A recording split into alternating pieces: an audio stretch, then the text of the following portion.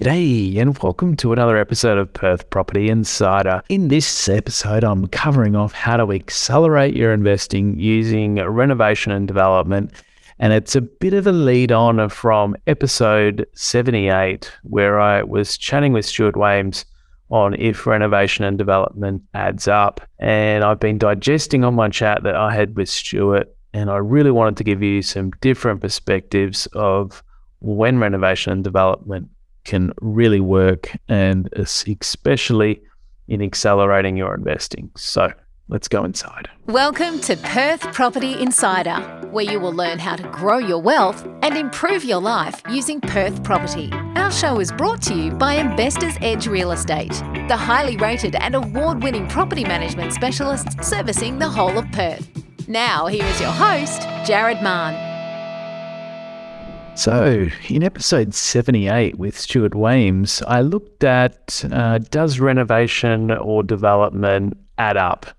It was a really great episode. We've had lots of people listen to it, and I wanted to revisit some of the ideas in that episode because we only looked at things from one set viewpoint, and it showed that the absolute returns over the longer term are better if you bought another property instead of putting that same money into renovation or development. And the premise of that was that when you bought another property, if you bought well and you had, I guess, more land components working for you, instead of renovating or developing and putting more money into building components, which depreciate, the land component is what appreciates, and over the longer term, that's what does the heavy lifting and creates you more wealth. So the premise certainly showed to be true when you're spending the same amounts of money on each, as in if you had $100,000 to go and, do a renovation or development versus $100,000 to go and buy another property, you'd be better off going and buying the other property. But what it doesn't take into account is that it's not always that simple in the real world. So I ended up having a lot of clients then asking me, should they even be considering renovation or development? And to which my answer is, it depends. So Stuart's analysis showed that the gains over the short term are greater with doing a development or renovation. That much was clear. So I'd suggest that if you're able to carry out, a renovation or development successfully with at least a 15% profit margin for development and a 10% profit margin for renovation, or by doubling the money that you put in for renovation, so spending $50,000, get $50,000 out on top of the costs that you've spent, so get $100,000 back. This adding of value actually enables you to bring forward the gains and can enable you to refinance the property much sooner and use those profits towards buying another property sooner. So Stuart only really looked at the single dimension of using the money to buy, assuming that you had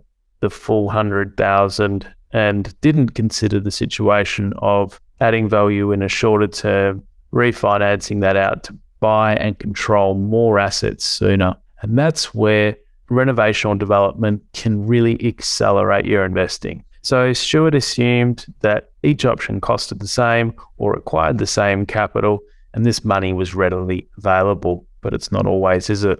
We don't always have a high saving rate, just chunking up deposits when we're starting out. It can take a long time for us to save a deposit, and so you may have that savings ready for a renovation or development sooner than you'd have for a whole, deposit to go again. So let's look at a few little examples to try to break this down and show you how it could accelerate with some basic numbers. In the case of small developments, such as a duplex or subdividing or building on the side or the back, or on a renovation where you're spending no more than 10% of the property value, you might be spending, say, $50,000 on a $500,000 property, and you want to be making that $100,000 back on top of all costs. So where it makes a big difference to growing a portfolio is, for instance, if your savings rate might be $40,000 a year, and to buy another $500,000 property, you need 100K deposit. Let's just use round numbers. So if you've got a 40K savings rate, then without the use of other equity, it would take just over 3 years to save a 25% deposit. And that would be the 100K plus your 5%. So it's going to take 3 years basically to save towards making another 500K purchase on your average if your savings rate's 40K. Now you can work this out for your own numbers. So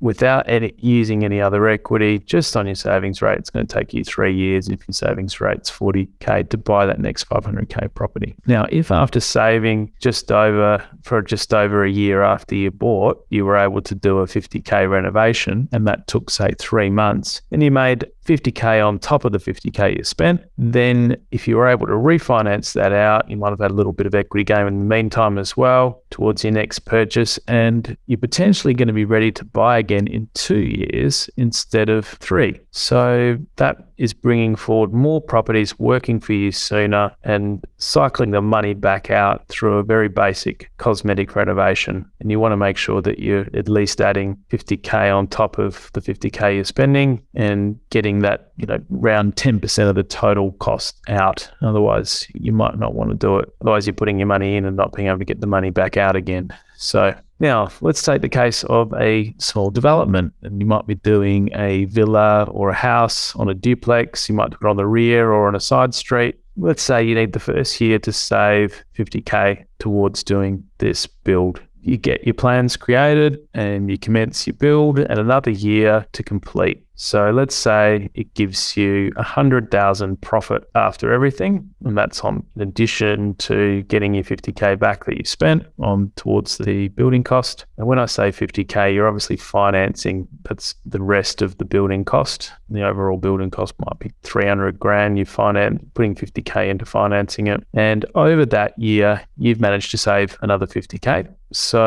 Or 40K, as the case may be, savings rate. So you can be at 200K in just over 2 years, and that's going to be enough for you to potentially go out and buy nearly 2 properties, or buy 1 property and go ahead with a small development on it straight away. Now that's going to really bring forward your time horizon. And as you can see, you're doing this with one. Once you get to the end of this one, you've got enough to do potentially, 2 properties at the same time. You start getting equity growth gaining for you, as well as the development and or renovation forcing the growth, and things start to really gain momentum and accelerate. And it's like a flywheel. Once it gets going, you're then into purchasing a property every year. You've built up a much bigger capital base sooner that's working for you over a longer period of time. So if you extrapolate this out, you've got more assets working for you sooner with more time in the market. And this is not captured in Stuart's basic model when he talks about long-term returns and putting the same money into buying another asset versus doing a renovation or development. Key fact being that you're adding value, you're bringing forward those gains, and you're refinancing out to control more assets. So I'd love it if someone could create me a spreadsheet comparing this more active approach to the slow and steady saving. And I'm sure that if you extrapolated it out over 30 years, and especially once you really start to recycle your gains and put them into more properties doing the same things, you might even, what that doesn't take into account is perhaps you're moving up to then buy $1 million property in 2 years instead of having to wait 6 years in the case of just the savings rate. So in 2 years, you're controlling $1 million.